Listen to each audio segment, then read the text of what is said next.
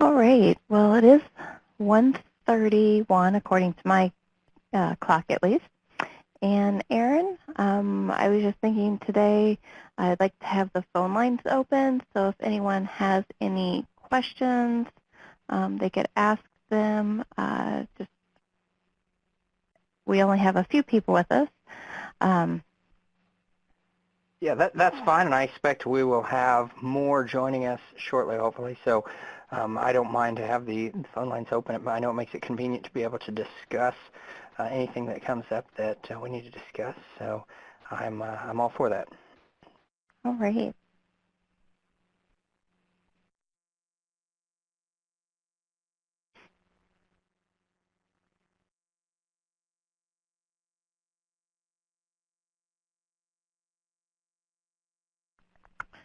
Okay. You have a question. And let me see. Share my screen.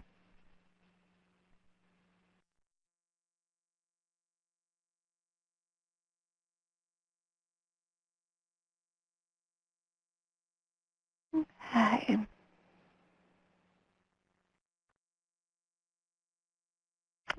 And so, Kanisha, remind me who you're with. I'm sorry, I can't keep everybody straight. Oh, no problem. I'm with you, Ken. Okay.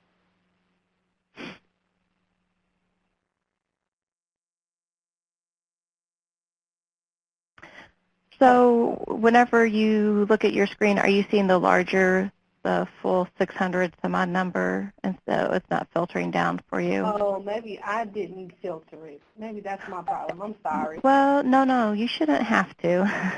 Oh, You shouldn't have to. That should be us. So um, let me go ahead and make sure. I knew that was an issue, and I thought that we had already made that update. But so when you click on your number, you should only see the people, even if it's a larger number, you should only see the number that's here. But anyway, let me add that to the card because I thought they had already fixed that. thank you. Hmm?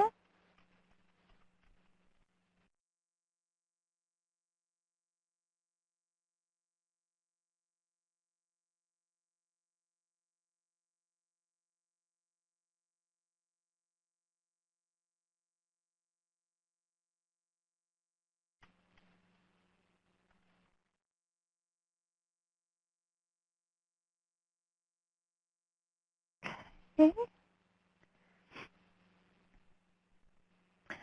We will still are going to be, we still have, again, some updates, obviously, with the one that we just mentioned. Um, there, I just talked to, Cody's my programmer, and we went through and I started looking at some numbers and I found some discrepancies and stuff. So brought those to his attention, and then he went through and, made some updates to the performance report, and so we made some updates to the performance report so that we make sure that we're matching your dashboard, and your performance report numbers should all be balancing out, basically, if you compare them. So if you do notice any discrepancies, please let us know. There's one area that I think it's still, it's this line item. I just mentioned it to him, so he's going to look at that now. Is this, when he did put the updates out there, there's still something that was with some of our early people that it's something didn't get flagged. So this line item right now, he's taking a look at this particular line item right now. And he recently put those updates out there. It was this week, maybe Monday or Tuesday. What is today, Wednesday? So yeah, probably Monday afternoon, Tuesday morning, he did push out updates to the dashboard and to the performance report. So he's going to look at that, and I'll see if he can get that filter out there, updated, make sure he pushes that out. And then if you could really take a look at these numbers and make sure that they make sense to you, because what I do is I go through and start filtering, I do an overall look at everybody, and I start clicking on these numbers, and then I just do spot checking to make sure that, if it says that their eligibility is not verified, that this group of people really, their eligibility really isn't verified. So those are some of the things that I check for, just, as we go through the whole, kind of spot checking, and as the entire group as well. But whenever you can look at your numbers and just let me know if they seem to make sense or not. I know that we've had some people that they said, some of their people weren't moving down, through the, I can't remember exactly anymore where they were getting hung up. But we did take a look at that and made some updates, added some clarification for this customer enrollment type. This customer enrollment type is, let me open up a new tab and I'll show you in test. So try to be good about making sure I don't put any customer information out there. And I hate to click on the wrong thing.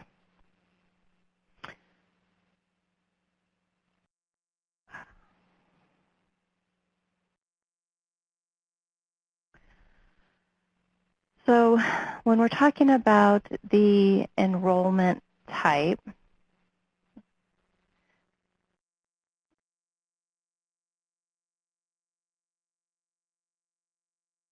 you can see that if I go to this customer list, the enrollment type, on the progress page, you have an area where, you talk about what they were verified as their enrollment. Verified during their initial program eligibility. But their enrollment status, their enrollment type is referred to right here. So what we try to do as well is to change the wording so it's enrollment customer type. And so it's enrollment customer type. Not sure if anyone had any questions about that, but that's what these two are referring to.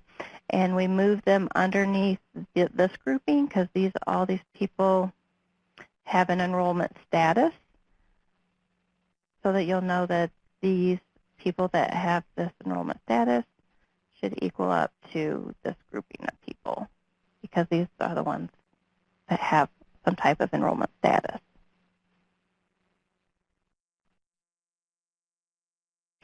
Okay. So I'm going to give you a moment. Again, think about any questions, anything that's come up. I didn't know, Aaron, if you had anything in particular.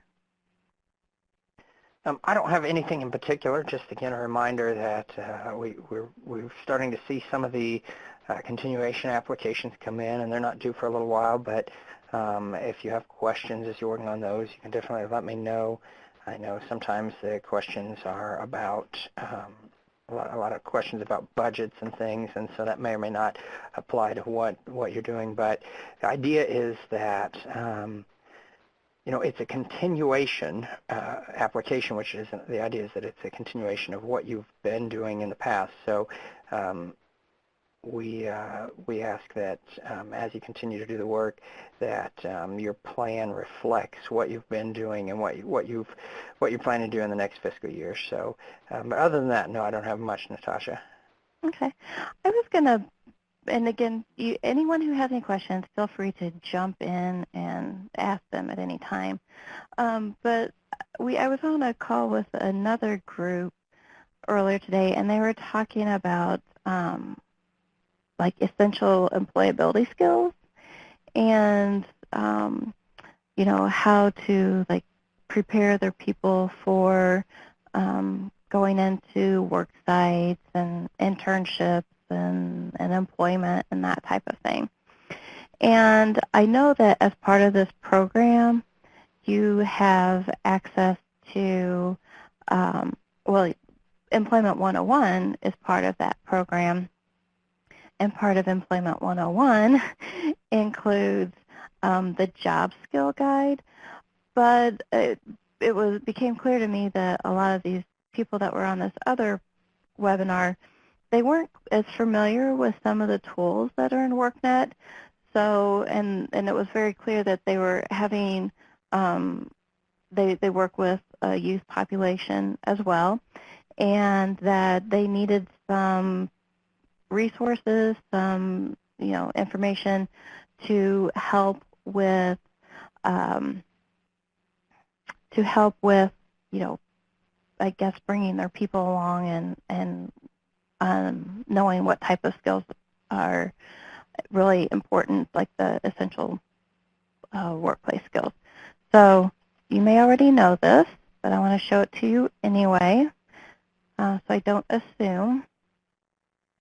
If you go into Illinois WorkNet and you go to the menu, and under you know, Employment 101 pretty much covers all of this, or it does cover all this area. One of the areas for putting together a career plan is about identifying and talking about the job skill guide. That's under qualify for jobs, because I want to show, the purpose of this section is to be able to identify those different skills that you have and market those skills. And the job skill guide covers the skills that are important to employers. And we even have the areas, if you're familiar, the Illinois Essential Employability Skills. These are ones that have been specifically identified to identify the skills that are required to be successful in all the industries in Illinois. But there's a lot more to this guide other than that.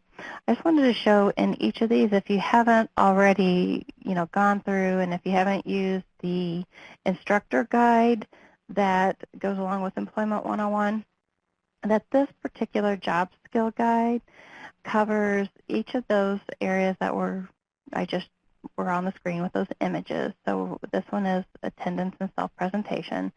So it talks about a few of those types of skills, just some examples. And then each of these areas has a video. And so these are employers in Illinois. And what we tried to do was use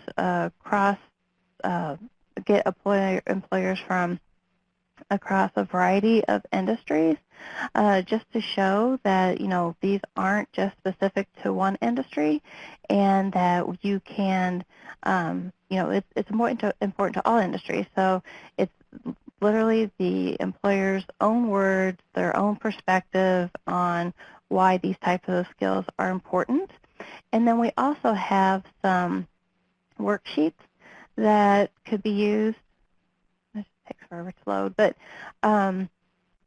it has a scenario, and then, you know, you could fill in the space. I mean, you could print these off and use them, you know, as a discussion piece. So it just has, like, it's supposed to be really, really simple. Just a scenario, this happens to you, what do you do? And then on the back side of it, there's possible answers. Are these the only answers that could apply to this scenario? No, but we did want to provide sample scenarios and questions and sample scenarios. So I just want to make sure that everybody knows that those types of resources are available in Illinois WorkNet. If you are, you know, taking time and like covering these types of skills maybe before they go into a work experience. Okay, I did see that there's a question about how do we verify employment. Well, I'm not sure about the question. What is it you mean?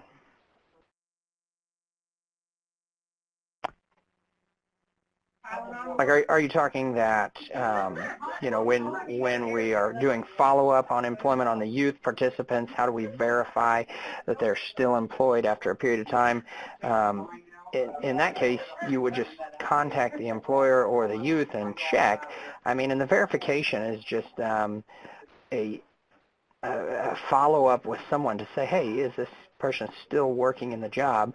And we assume that people are going to be truthful with you, that there's not any motivation for either the employer or the youth participant to lie about that, I would think. So I would just say that a simple check, whether it's phone call, email, I would log those things.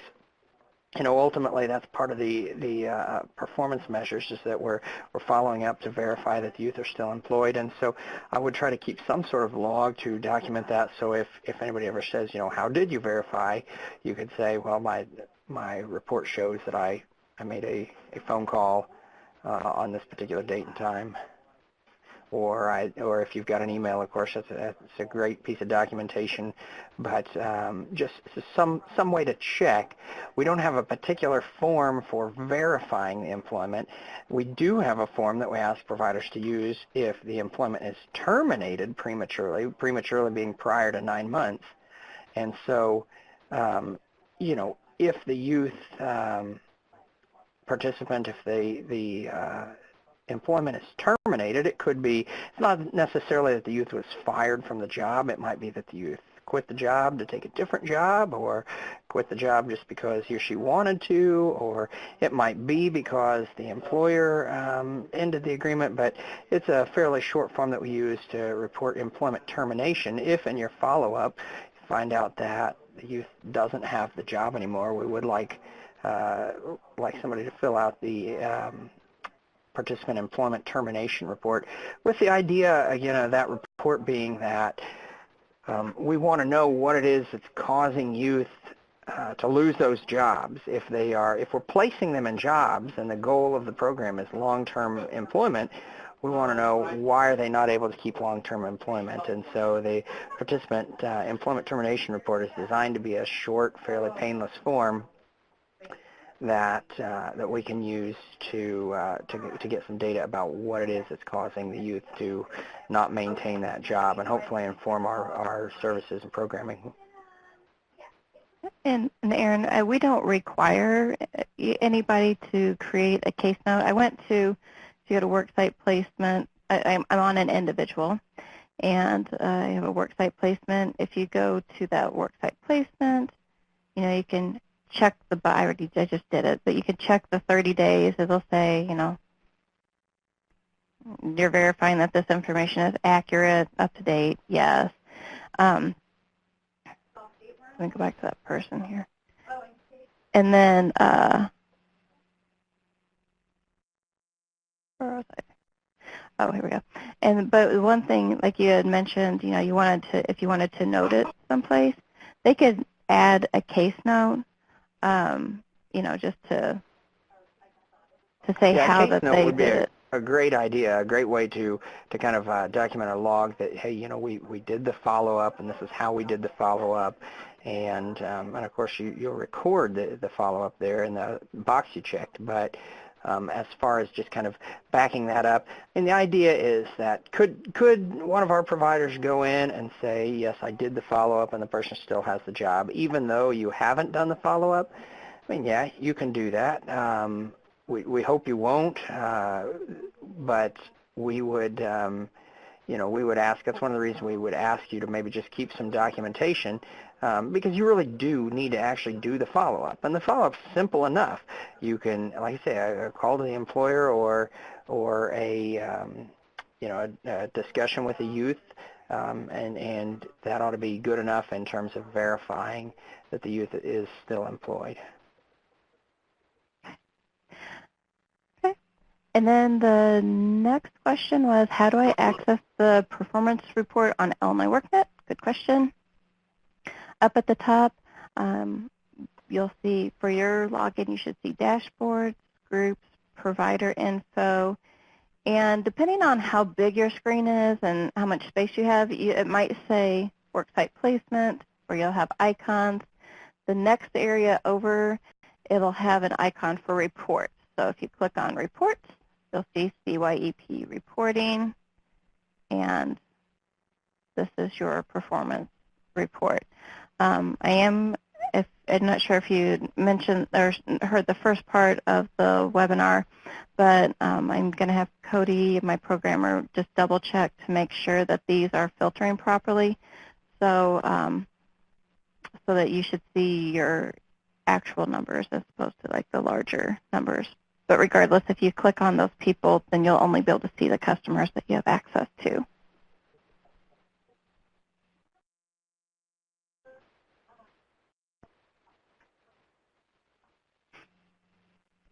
Okay. Any other questions? Next week, I will be covering the ISTEP. So that's a pretty big piece. Yeah, that's exciting. I know we've been working hard this year, and every time we see a new piece come together, it gets really exciting that there's something else, and it nears a more complete system for us. I did want to give you guys a heads up too. Just a thought. We are working on this. Haven't worked out the details yet, but we have talked about at some point in time hosting an in-person meeting of our providers. We have, for some of our other programs here in this Bureau, we have regular quarterly meetings, and we might get together and share best practices. I know I've heard from a number of different individuals about different things that they wanted to share that we're working with the CYEP program, and maybe some things that could be done to improve the CYEP program, and we're always open to have those discussions, and in fact we think the program benefits from it. So just to kind of give you a heads up, not so much about the workNet here, but just about CYEP in general, that we are considering some different locations and dates, some options when we may be able to get together and discuss CYEP maybe a little more in detail and how we can make it better together.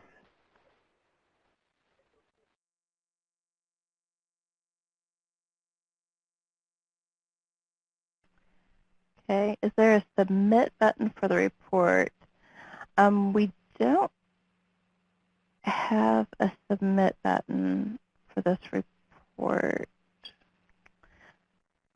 And now I have to go back and look at our plan document. I was thinking that you can update the report up until the last day of that quarter. And then once that quarter is finished, then it's a snapshot in time. It's saved. Yeah, and so actually, and I know this is our quarter 3 report actually should be pretty much done as far as the data in the quarter 3 report, just because the third quarter ended on March 31st, and so we're working on just putting that report together to be able to submit that and get it to us. And I'm going to have some discussion with Natasha a little bit later today about how we get that to us in a way that that meets the obligations under the grant. But I'm thinking we've got to see what's acceptable. We've had this issue with other data systems that we've worked with, not the workNet necessarily, but in order to be in compliance with the Grant Accountability and Transparency Act, we've got to be able to have something that you can generate and submit directly to us. In other words, it's usually not good enough to just put it in the workNet and then we access the data. We have other data systems where we were doing that, and the state said, no, that's not in compliance with the Grant Accountability and Transparency Act. And so it sometimes gets us into seemingly ridiculous situations. I've got a situation right now where we've got a data system and our providers put numbers into that data system. I turn around and send them a report, and they turn around and send it right back to me and say, this is our report, please accept this. And it's pretty redundant to do it that way, but the idea is that we want to make sure that you've had an opportunity to look at your numbers to verify that they accurately reflect what it is you've been doing with the program, and then confirm that to us. And so I know we're still working on these performance reports. We are going to get them in a format that allows you to do that, and I'll have more updates for you on that hopefully soon. Yeah. So if we just need to add a submit report, then that's, just with a finalized verified, that's fine. We'll figure out what works, but yeah, there may be a button that you can click that will generate the report and send it to us. Otherwise, if we've got a hard copy of the report, I'll send out an email address where those can be sent. We have a bureau email address that we have most reports sent to, and so we'll work on the report submission, and I'll get you all an update shortly. All right? Okay.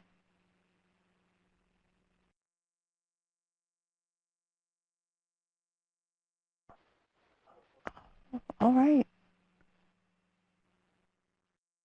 Doesn't look like we have any other questions. All right, we'll plan to have our next meeting next week at the same time and place. I'm going to send out a notice just kind of across the board, so if you get one, don't be concerned, but I'm going to send out a notice to our providers just reminding them, because I know sometimes we've got more participation and some days we've got less, so just reminding them that we've got some important content coming out that we're going to discuss next week, and hopefully try to get some good participation. All right? All right. All right. Well, have a good afternoon. Thank you for participating in the webinar. And as always, if you have questions, just let us know. Thank you, everyone. And I'll move this out of the way, so if you didn't get a chance to check in, please go ahead and do so. All right. Thank you.